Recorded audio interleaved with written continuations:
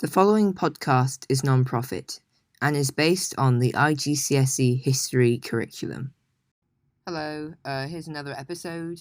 I'm going to release quite a few this week before Thursday because that's the date of my two of my history mock exams, so it's good for my revision as well that I release them early. In this episode, we're going to go over the question, was Nazi Germany a totalitarian state? The key features of a totalitarian state are as follows. Firstly, it should be a one-party state. This means that no other political parties are allowed. In this case, in the case of Nazi Germany, this one party was the Nazi Party.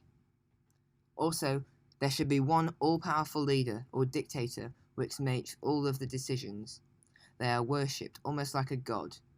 And this was shown by the Nazified church and the Reich Church, which portrayed Hitler as a sort of god, and as they looked at his book, the Mein Kampf, and they replaced the Bible with the Mein Kampf, which just sort of symbols that Hitler was this sort of god to the German people at that time. He was also an all-powerful leader or dictator, which in Germany they called the Führer. Also, a totalitarian state will continuously use propaganda to control and indoctrinate its citizens from a very young age. We see in Germany and even the Soviet Union and North Korea today that many citizens are indoctrinated with facts that its country wants them to believe in, and this was used back in Nazi Germany.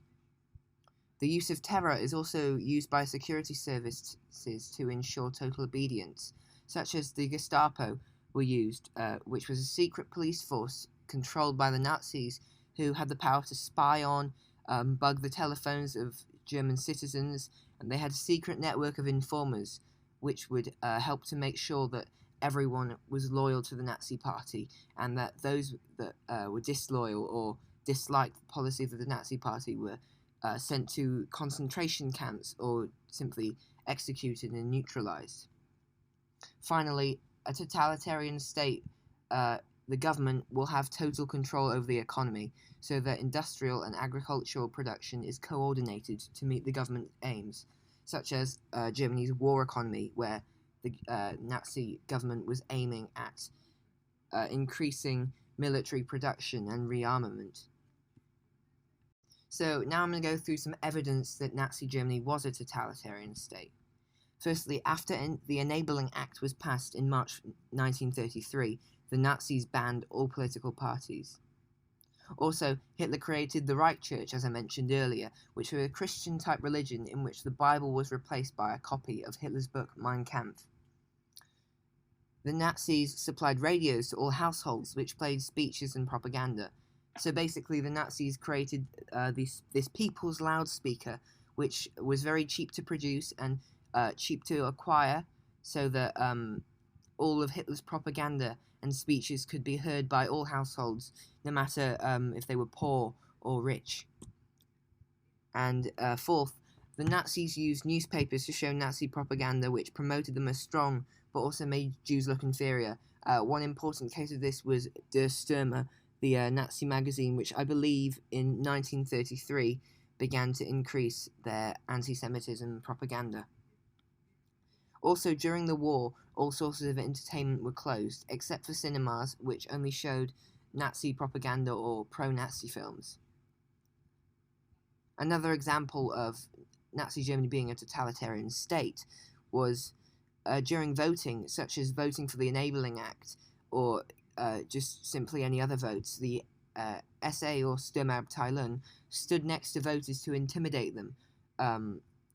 And during Hitler's rule, anyone that showed opposition to Hitler was executed, with some being publicly executed. Also, you know that the SA were, in early Nazi days, they were Hitler's pride and joy. They were all loyal to Hitler.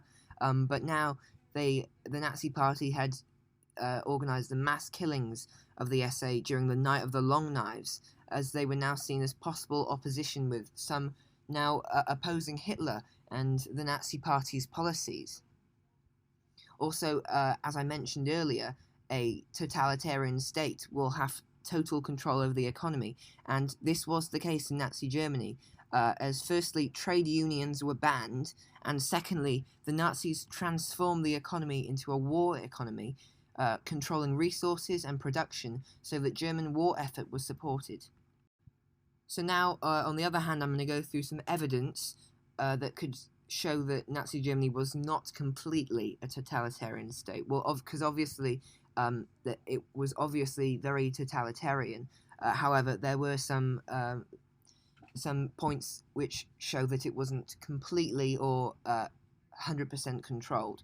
Firstly, there was an attempt on Hitler's life, for which he only survived because of the large meeting table, which was in the way of the bomb, which had been placed in a briefcase by leaders of the army.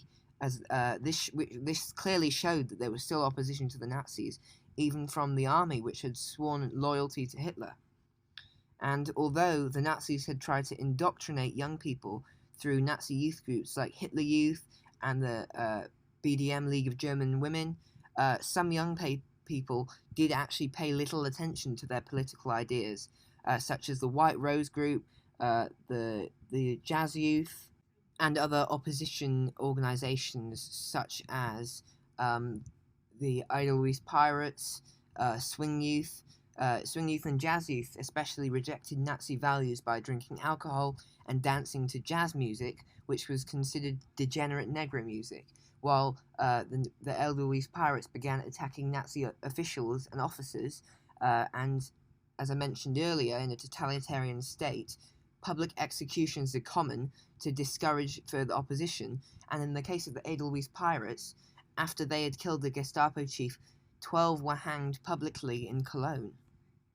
And finally, another piece of evidence which showed that Germany was not completely totalitarian was that big businesses were able to keep their independence and make huge profits from rearmament contracts during the war effort, because in fact the Nazis did not take control of big businesses, so they were still able to make huge profits, and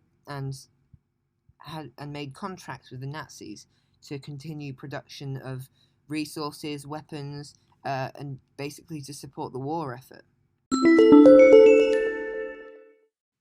This is the end of the podcast. Thank you for listening.